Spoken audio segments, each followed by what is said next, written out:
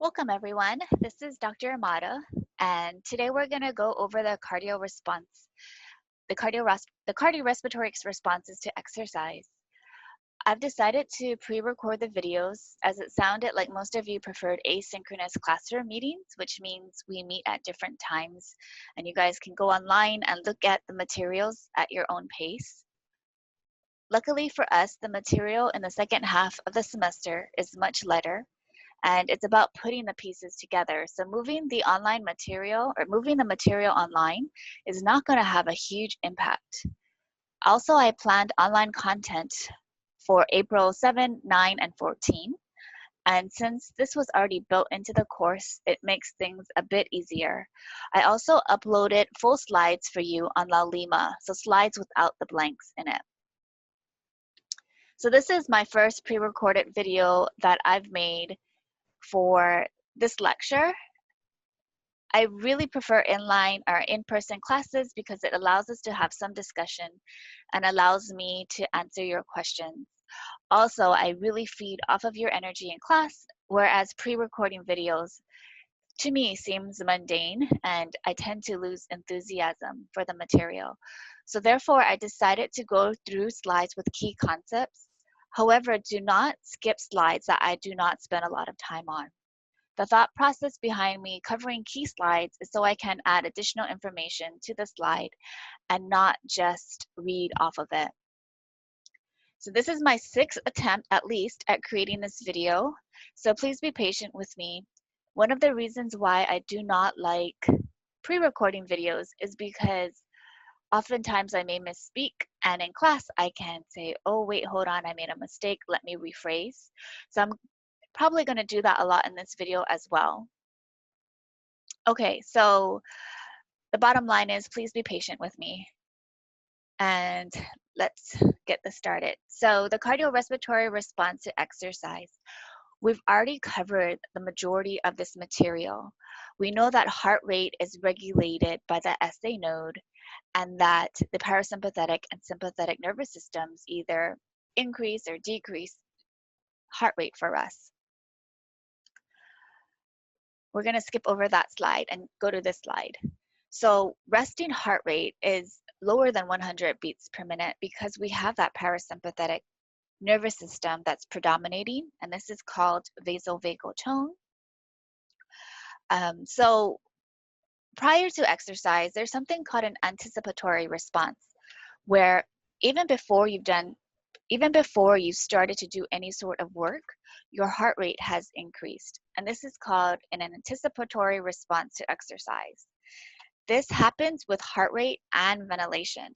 So if you've ever noticed that, and I misspelled that.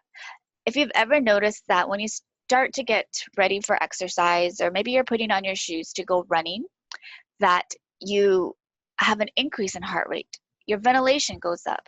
And both the increase in heart rate and this ventilation are both anticipatory responses to exercise.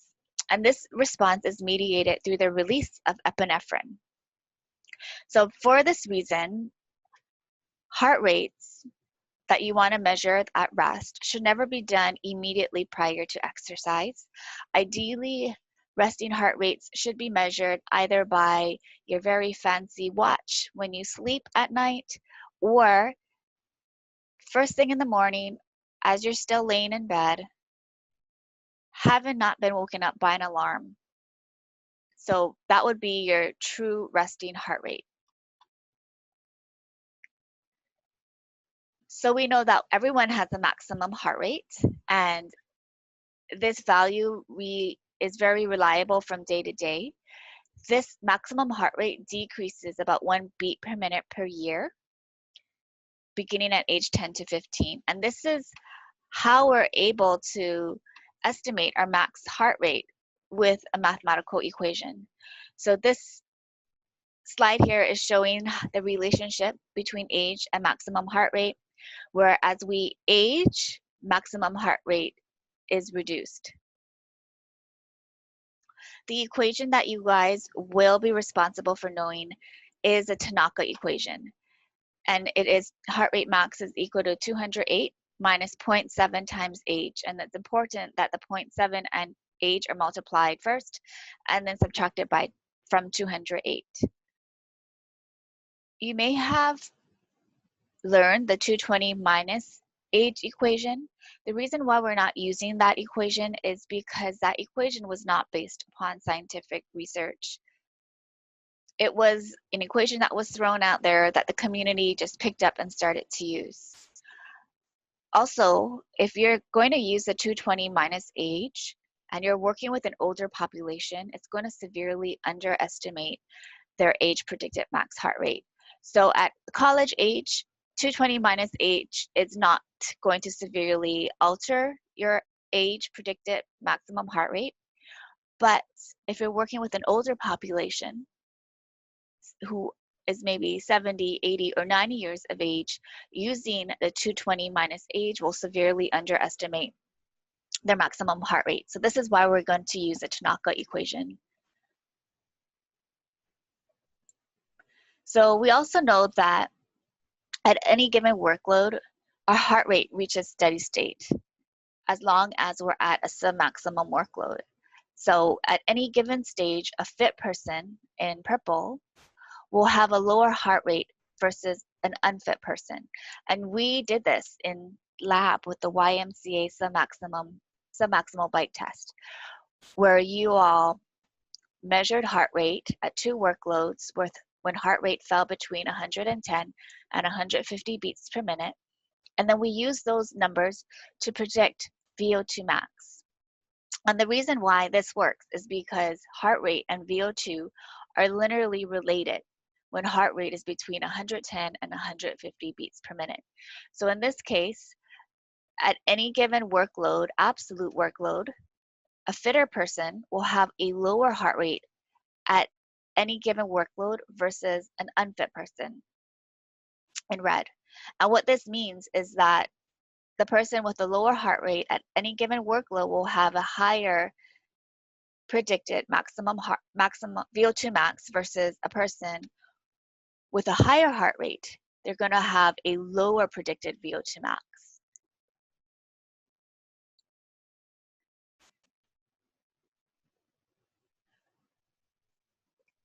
So what sets elite athletes apart is that their stroke volume continues to climb even when they've hit 40 to 60% of their maximum exertion.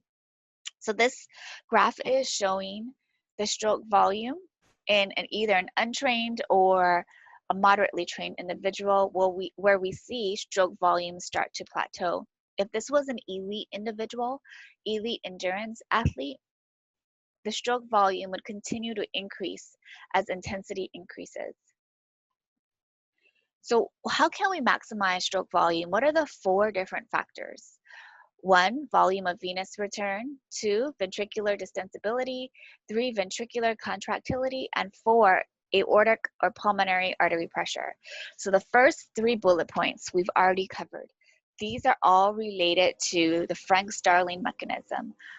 How much blood can we fill our left ventricle with, aka preload or end diastolic volume? The greater this volume, the greater the stroke volume. So this 4th bullet point is a new concept, and this is what we refer to as afterload. So afterload is the amount of pressure or resistance that the left ventricle has to overcome to expel the blood into the aorta. On La Lima, I also uploaded a link to a YouTube video from Ninja Nerd Science, where he does a really good job reviewing content that we've covered, and also he covers afterload, I think at minute 38. So he talks about it in a physiology sense, but here I'm going to share more about how we can apply this in an exercise physiology sense.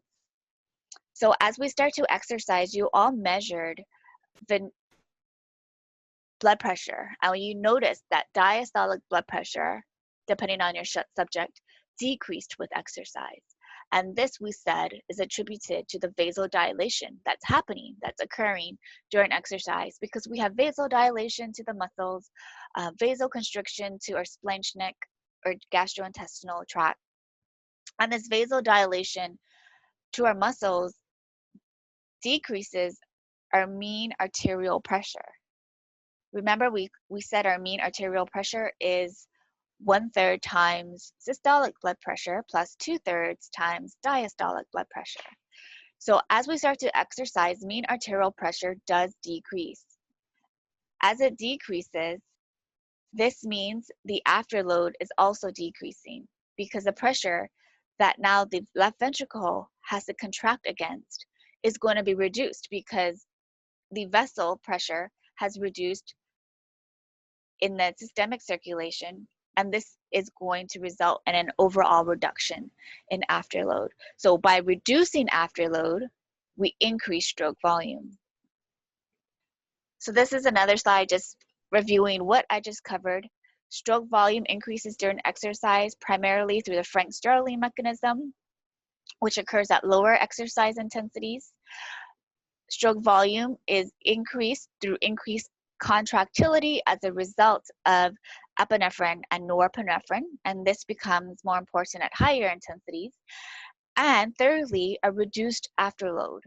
A reduced mean arterial pressure or aortic pressure, which the left ventricle has to pump against to expel blood. Remember, we said that the heart, the blood flow through the heart and the systemic circulation is a result of pressure gradient. Blood moves from an area of high pressure to low pressure. So if we have reduced afterload, as it happens with vasodilation during exercise, this is also going to help us to increase our stroke volume.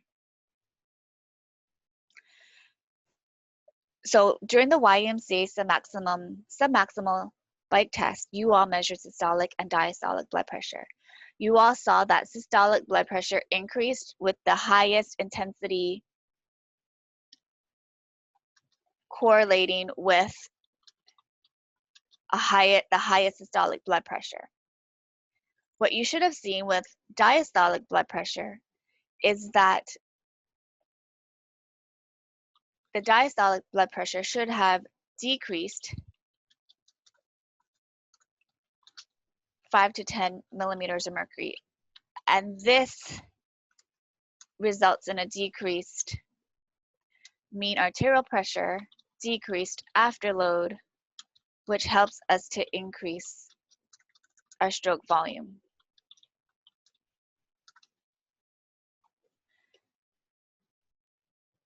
Okay, so I'm going to skip this slide. This slide is just showing the Frank-Starling mechanism. Greater preload or end diastolic volume, the greater the stroke volume. So other factors that maximize stroke volume. One, body position, right? When we're supine, we're not working against gravity. We're no longer a column of blood that needs to work against gravity.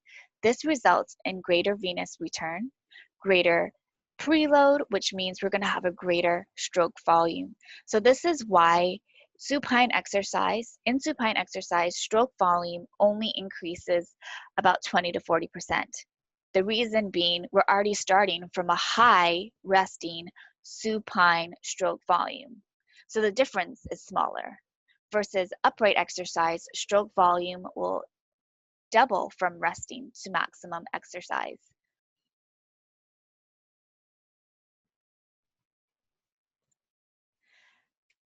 The mode of exercise will also affect stroke volume. Where on the treadmill or over ground running, stroke volume will continue to increase as the intensity increases.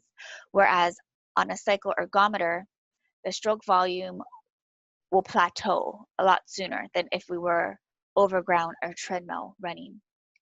Obviously, fitness will maximize stroke volume as well, where elite endurance athletes have an ability to continue to increase stroke volume even when they've hit 40 to 60% of their VO2 max. And this is attributed to the Frank-Starling mechanism, where they continue to have greater ventricular filling, which results in increased contractility of the heart. So this slide is just showing you the supine versus upright exercise effect on stroke volume, where the red bars symbolizes end systolic volume, and this blue line symbolizes end diastolic volume. The difference between these 2 points is stroke volume. So what we see is that in the supine exercise, stroke volume at rest is higher than resting stroke volume in upright exercise. And at any time point, the end diastolic volume or preload is greater during supine exercise versus upright exercise. And that's because we're not working against gravity and venous return is elevated or maintained. Okay, so we know that cardiac output is equal to heart rate times stroke volume. What this slide is showing is we know that heart rate, we have a maximum heart rate, and this plateaus according to our fitness and age, our sex, our plasma volume, etc. So the part that we can manipulate is the stroke volume.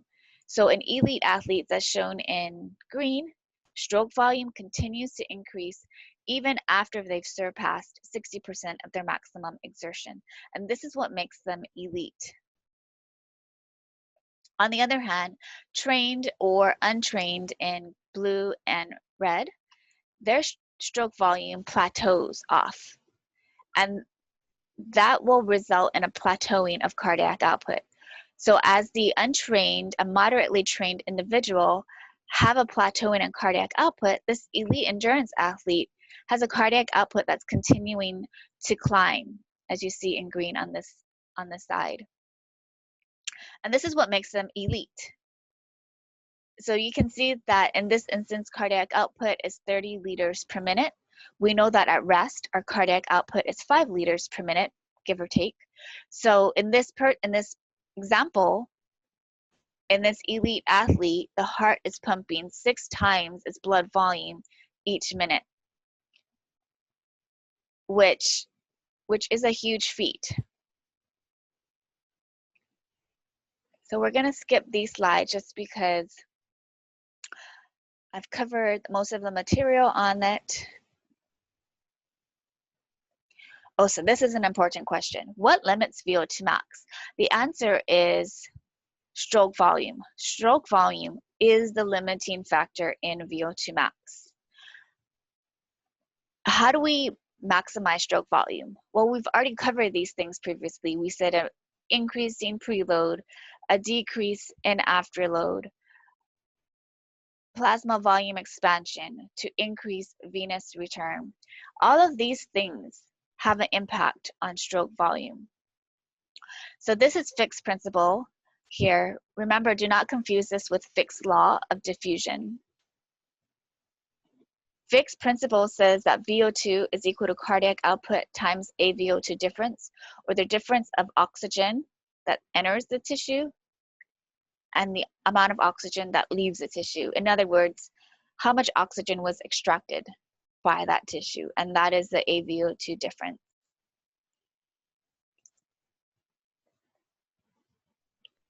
I don't have a star on this slide, but I feel compelled to talk about it. So as we exercise or as we move from supine to standing and postural changes, our heart's main job is to ensure we have enough cardiac output going to the brain so we don't pass out, and we're able to support all of the processes going on in our body. So heart rate and stroke volume are going to compensate for each other. So as we go from sitting to standing, and now the column of blood is the tallest column of blood possible for us, gravity is pulling down on our blood, venous return drops, which means stroke volume is going to drop. This means heart rate has to increase to compensate. Likewise, as we start to move into low to high intensity exercise, stroke volume and heart rate will continue to increase together to support the amount of cardiac output or blood being pumped out of the heart each minute to support us during exercise. So you can see this is probably an untrained or moderately trained individual, because from a jog to a run, their stroke volume has plateaued. And while that person is running, their heart rate has already reached a maximum level. And so this means at this point where heart rate times stroke volume equals cardiac output, this cardiac output is the maximum cardiac output that this person can achieve. Okay, so I'm gonna skip through the blood pressure slides here. Oh, I had a star in that one. So again, we only have a fixed volume of blood, 4 to 5 liters of blood. And we talked about the redistribution of blood many times. And the blood flow redistribution is important because we need more blood to go to the working muscles, but yet we still need enough blood so that our tissues, other tissues in our body, do not become necrotic. So how does this happen? We have some vessels vasodilating. These vessels are going to be supplying our muscles. We have some vessels vasoconstricting, and these vessels are probably going to serve our kidneys, our intestines, our stomach, things that aren't as important at that time during exercise. As we start to vasodilate the vessels that are going to supply our working muscles, our mean arterial pressure will drop. So MAP stands for mean arterial pressure. Remember, a previous section, we learned that mean arterial pressure is equal to 1/3 times systolic blood pressure plus 2/3 times the diastolic blood pressure, right? So now we have another way to express mean arterial pressure. Let's see, times systolic blood pressure, and that's in parentheses, plus 2/3 times diastolic blood pressure, right? And this was because the diastole phase is twice as long as the systole phase. So now there's two ways that we can write mean arterial pressure. The new way that we're learning today is that cardiac output is times total peripheral resistance is equal to mean arterial pressure. So again, total peripheral resistance is going to decrease. Why? This is related to our vasodilation. As we start to vasodilate, our total peripheral resistance is going to drop. Our cardiac output is going to increase or stay the same eventually as it plateaus at about 40 to 60% of our max, which means our mean arterial pressure is going to drop during exercise. And this is a normal response. Remember, as our mean arterial pressure drops, as Ninja Nerd Science on that YouTube video reiterated, this is a good thing because now our afterload, or the pressure that which the left ventricle has to pump against to expel blood into the aorta, it will decrease. And by it decreasing, it increases the stroke volume. It creates an earlier onset of blood expulsion from the left ventricle, right? Because now the pressure of the aorta has dropped, so now the left ventricle can begin to expel more blood at a lower pressure, and this is going to increase stroke volume. Okay, so these slides are all review looking at the redistribution of blood from rest to exercise. So I put a star on this slide because here we're talking specifically about the skin, which is this beige or tan, sand-colored bar here. So what this is showing is that as we increase exercise intensity, the amount of blood that's being directed to our skin increases. The reason for this is that the only way we expel heat or dissipate heat is by moving the blood from the core of our body to our skin. So moving blood from the core to the skin is helping us to dissipate heat. At maximum exercise, there's going to have this competition of blood between dissipating heat, or blood going to working muscles. And this is where the topic of heat exhaustion and heat stroke come into play. Cardiovascular drift is another key concept or new concept in this section. Cardiovascular drift is a slowly drifting upward of heart rate during steady state endurance exercise. So we already said that heart rate should remain the same at steady state, right? So if we do a 3-minute work bout at minute 3, 4, 5, 6, 7, 8, 10, 9, and 10, heart rate should stay the same. However, with prolonged exercise, heart rate will drift upward. And this is where the name cardiovascular drift comes from, where heart rate will slowly increase even though we're doing the exact same workload. The reason for this is 1, we're becoming dehydrated. 2, we are shifting fluids from our vascular space into our interstitial space. And we talked about this in our endocrine section where we have aldosterone and antidiuretic hormone, aka vasopressin, helping us to maintain our blood pressure during exercise. So the main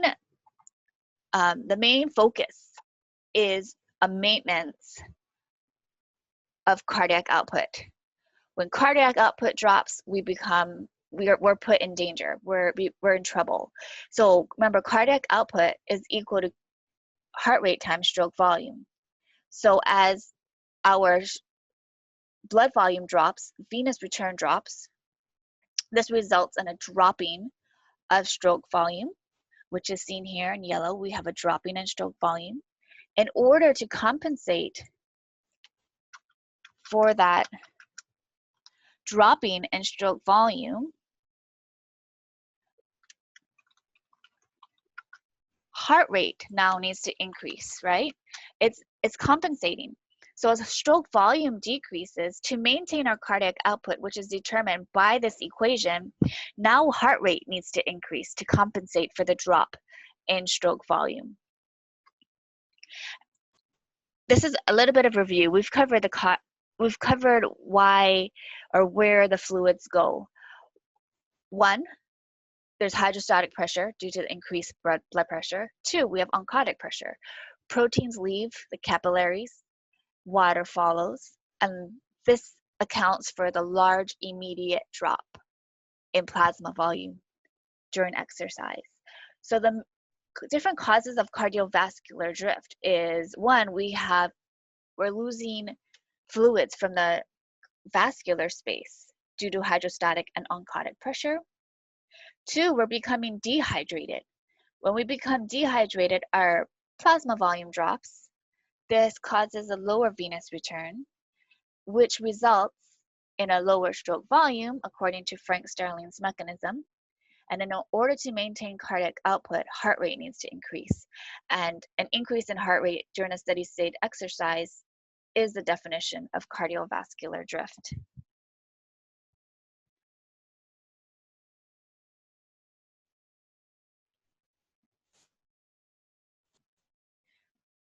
Again, this is review. So where are the fluids going? Where is our plasma volume going during exercise? We talked about 2 things, oncotic pressure and hydrostatic pressure.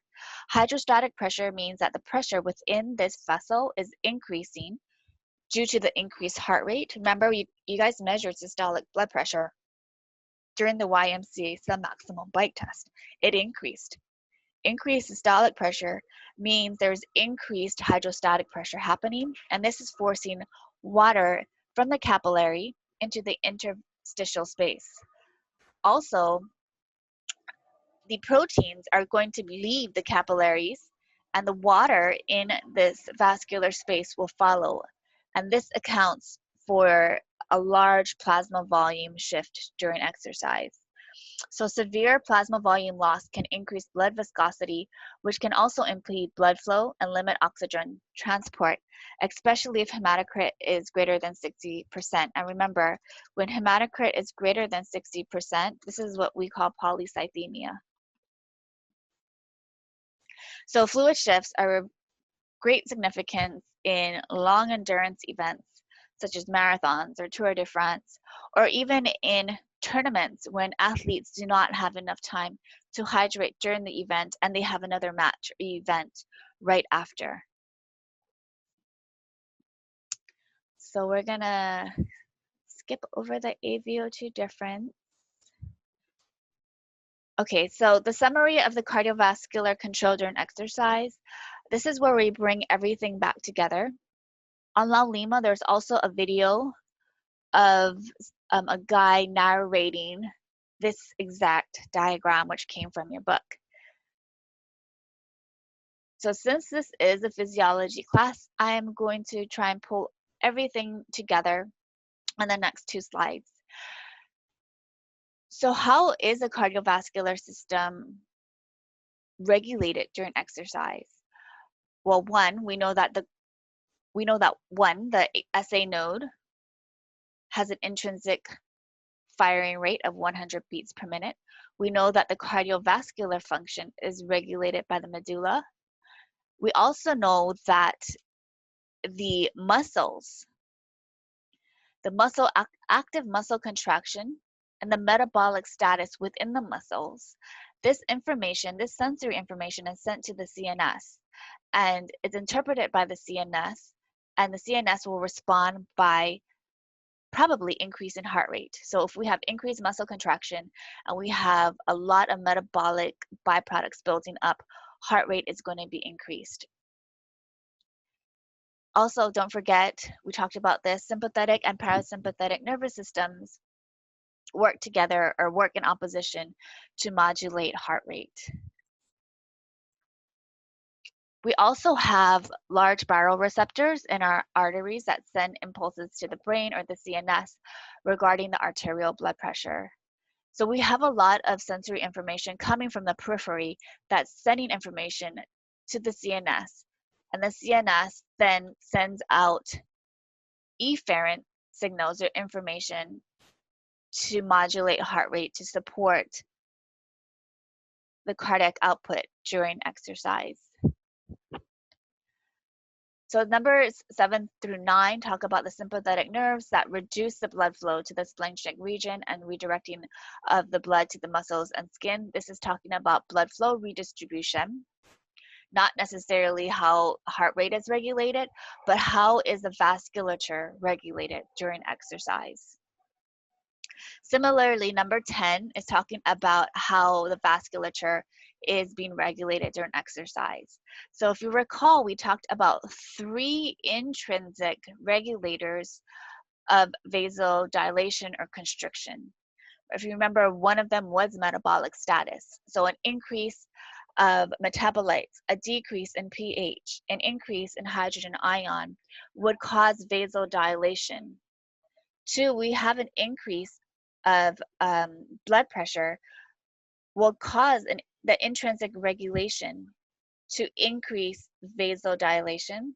And 3, we talked about the endothelium mediated vasodilation, and this was related to vasodilators, prostaglandin, nitric oxide, that the endothelium, or that innermost layer, not innermost, it's the top layer. It's the layer closest to the lumen of the arteriole. There we go. It's the layer closest to the lumen of the arteriole, which is the endothelium. And this can release vasodilators, which will control the intrinsic regulation of vasodilation or vasoconstriction. So that's what number 10 is talking about. And then number 11 to 12 is referring to feedback. So we have baroreceptors in the right side of the heart that are going to detect changes in blood pressure. So the changes in blood pressure, say if it detects low blood pressure, this means that somewhere in the body, the arterioles have vasodilated just a little bit too much, because now the heart is not detecting enough blood pressure or enough blood pressure at the heart. So this will cause a little bit of more resistance or vasoconstriction of the vessels that are supplying the muscles, right? We don't want complete vasodilation of these arterioles because then blood will pool in the muscles and not enough blood will be returned to the heart. And when this happens, the baroreceptors in the right side of the heart and the large veins will detect this. So I believe this is the end of the cardiovascular section. And I'll record another video for the next section, which is the respiratory responses to exercise. Like heart rate, even before you start exercise, there will be an anticipatory response of ventilation or respiration. The second phase, so the anticipatory response is shown in this orange box. The second phase is more gradual and it's going to be controlled by the chemical status of the arterial blood. So as you start to exercise, you do not have to consciously regulate your ventilation. Your body automatically matches your ventilation to your exercise intensity. How does this happen? Well, you have chemoreceptors that are going to be able to detect partial pressures of CO2 and hydrogen ion in your blood. These are going to be matched with ventilation. So as we exercise, the CO2 and hydrogen ion concentration in the blood is going to be exactly matched to respiration. So for example, during light exercise, there's no need to hyperventilate because you're not producing a lot of hydrogen ion or CO2. So if we were to hyperventilate during light exercise, we would be blowing off too much CO2 and our pH would increase and we would become alkaline. Likewise, during heavy exercise, while we are pushing through our glycolysis, we're heavily relying on glycolysis. If we were to hypoventilate or not ventilate enough, this hydrogen ion and CO2 would accumulate, and this would cause us to become acidotic. So this is how your respiration is going to be finely tuned to your exercise intensity. It's going to be dependent upon the CO2 and hydrogen ion in your blood. So at lower intensities, your tidal volume is increased. As you start to move from low to high intensity, you'll notice that the depth or the tidal volume will increase. As you further increase intensity, this is when frequency increases. At your highest maximum output, both frequency and tidal volume will be increased. After exercise, ventilation comes back down to baseline levels. However, it does not come down to zero immediately. This is related to EPOC, excess post-oxygen consumption, right? And we talked about how during high intensity interval training, EPOC is going to be greater versus low steady state exercise. And this is what this graph is showing, where high intensity or heavy exercise is going to result in elevated pulmonary ventilation. And this elevated pulmonary ventilation is going to match the oxygen demands that is going to be required after exercise. And remember, this oxygen is going to be used for things like replenishing substrates within a muscle. It's going to keep your body temperature elevated. EPOC keeps your body temperature elevated. It increases your oxygen consumption post-exercise. So this pulmonary ventilation is reflecting this excess post-oxygen consumption.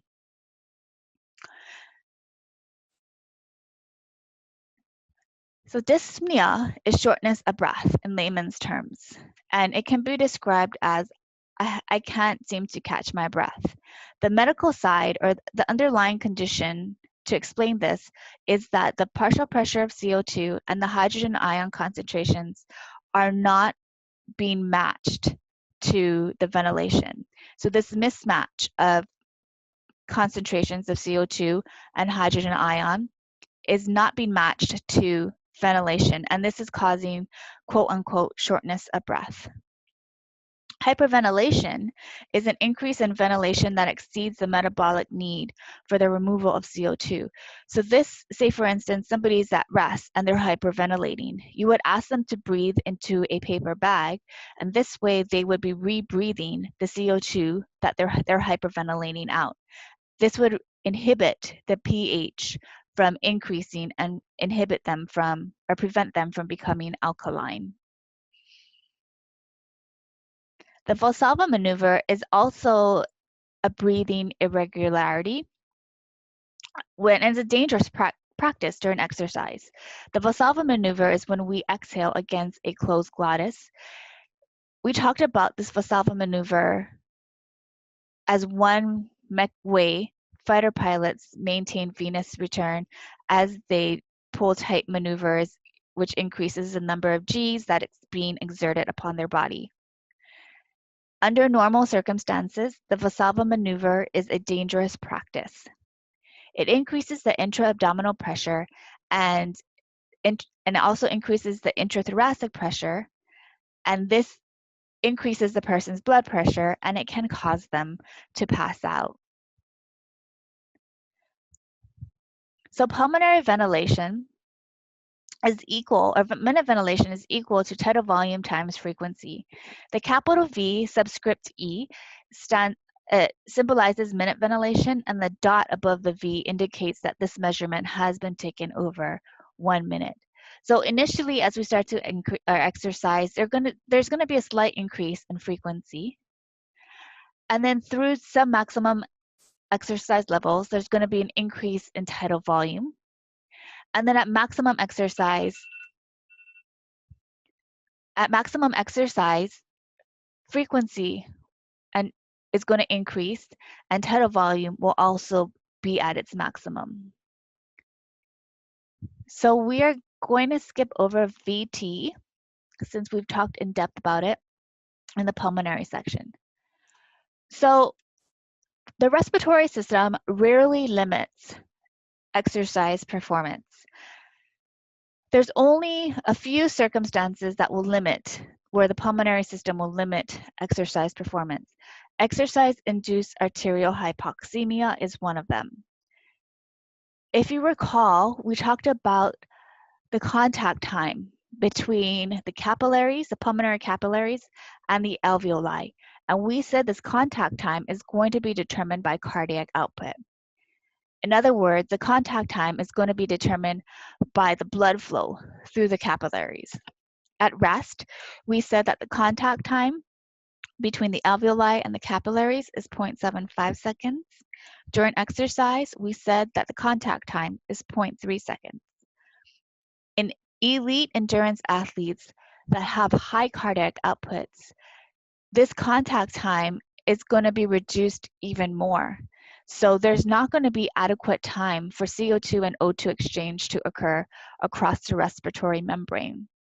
So in essence, in some circumstances, or when athletes have exercise-induced arterial hypoxemia, there's not enough time for the blood to pick up O2 and drop off CO2, so the athlete will be circulating deoxygenated blood through their systemic circulation. Other respiratory limits would be disease states such as COPD, chronic obstructive pulmonary disorder, or in exercise-induced asthmatics. Other than these examples, the respiratory system rarely limits endurance performance. Can we train our respiratory muscles? The answer is yes. Would an exercise physiologist suggest that you spend time training the respiratory muscles? The answer would probably be no. Your time would be better spent developing the other systems, such as the cardiovascular system, the athlete's heart, and increased capillarization. The metabolic system, where you would do training to stimulate increased mitochondrial density and growth and an increase in mitochondrial enzymes. So while we can train the respiratory muscles, time would be better spent training the other systems of the body to support maximum endurance performance. Okay, so that is the end of the pulmonary section, and I will record another video for the acids and bases. This is the acids and bases section. An acid is a molecule that can liberate a hydrogen ion, such as carbonic acid. A base is a molecule that is capable of combining with a hydrogen ion. And in our case, we talked about this being a bicarbonate ion, which is a very strong base.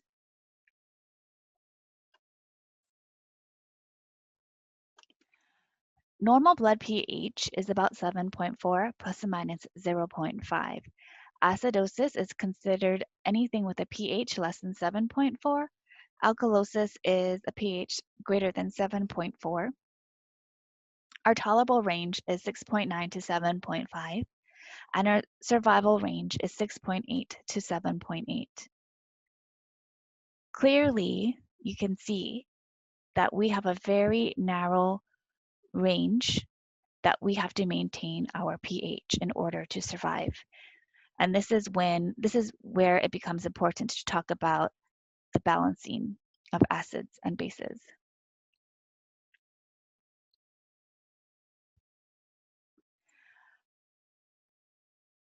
Hydrogen ions are produced when we rely heavily on glycolysis. If we recall back on that metabolic chapter, we talked about how the last product of glycolysis is pyruvate. If pyruvate cannot be shuttled into the mitochondria through the conversion of acetyl-CoA, it will be converted to lactic acid. Lactic acid will dissociate into its salt form lactate plus that hydrogen ion. It is that hydrogen ion that we are talking about in this section. It's this hydrogen ion which is causing acidosis. So how do we buffer against this hydrogen ion? We have buffers in the blood, such as bicarbonate, which is the first bullet point, inorganic phosphates, proteins, and then hemoglobin. Our second line of defense is our pulmonary ventilation, which is what we just talked about. How our ventilation is closely matched to that hydrogen ion or partial pressure of CO2. We also talked about in a previous section where increased hydrogen ion concentration drives ventilation. It increases our ventilation. So this is how this is what we refer to as the ventilatory response and how it maintains pH. Also, the kidney filters the hydrogen ion. So if the hydrogen ion is being taken care of by the kidney, this is going to spare bicarbonate. So this has a bicarbonate sparing effect.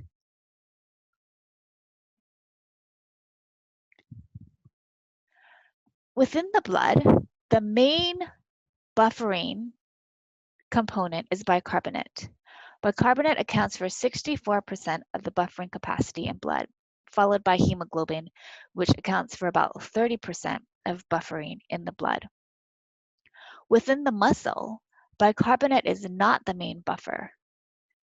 Within the muscle, proteins are the main buffer.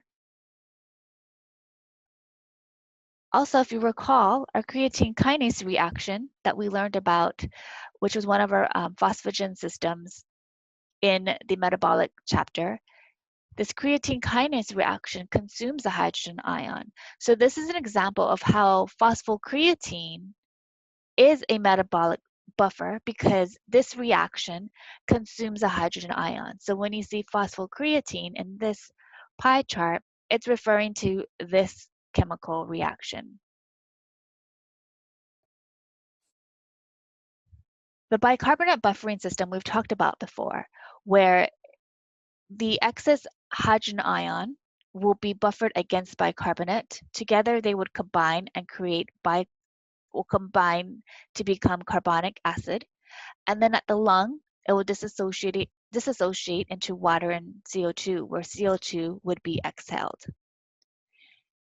If our bicarbonate has reached its maximum capacity, meaning we've run out of bicarbonate to buffer, what would result is an increase in hydrogen ion in the blood, and this free hydrogen ion will stimulate the respiratory center to increase ventilation.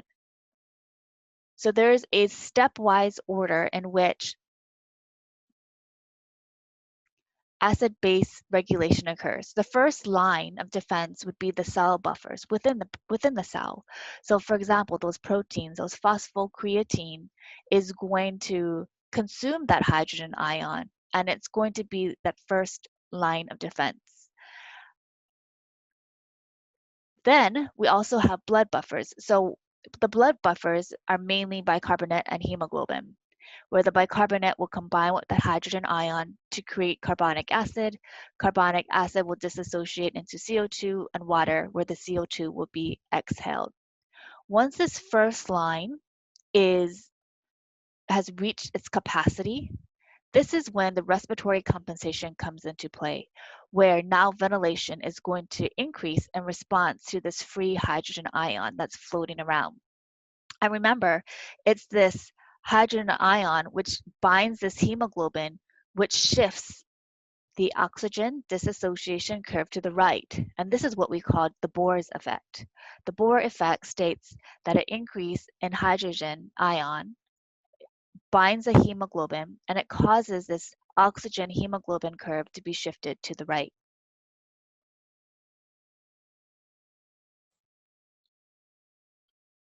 One reason why we like active recovery is because lactate levels come back to baseline faster after active recovery versus passive recovery.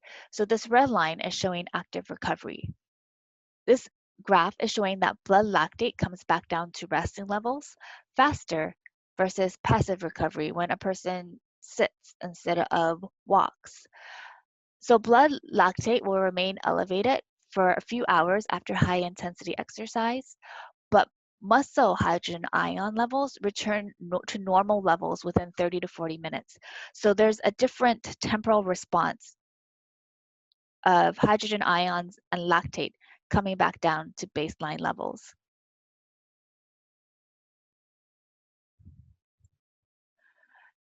So to sum this up, the bicarbonate buffer system is an acid-base homeostatic mechanism, and it's a very important mechanism in our body where the hydrogen ion that's being produced as a result of heavy reliance on glycolysis can be buffered first within the cell by things such as phosphocreatine in the creatine kinase reaction. When this hydrogen ion or when the phosphocreatine system can no longer buffer all the hydrogen ions, then the second line of defense would then be the blood, such as a bicarbonate. And this is where the bicarbonate comes into play, where the hydrogen ion will bind with this bicarbonate. When the bicarbonate is no longer available because it's buffered as much as it could, this hydrogen ion becomes free floating and it's going to cause increases in ventilation. It's going to signal an increase in ventilation. And this increase in ventilation will help us to help us to balance acidosis through respiratory compensation by blowing off the CO2.